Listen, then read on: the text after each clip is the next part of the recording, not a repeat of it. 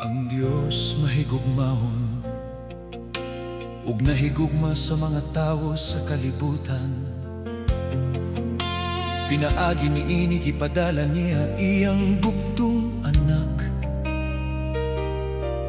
aron ang moto o kaniya dili mamatay, kundi may kinabuhi nga wala sing katapusan.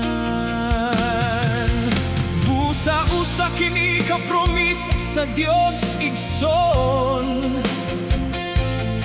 nga kung ikaw mo to kang Jesucristo, dili ka mamatay, kundi may kabuhi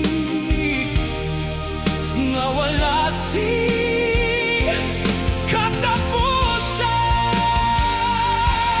Apanon sa ba ang tinuod nga pagtuo nga ginapangita Dios igsoon, kundi mao ang pagkinabuhi sa kamatuoran.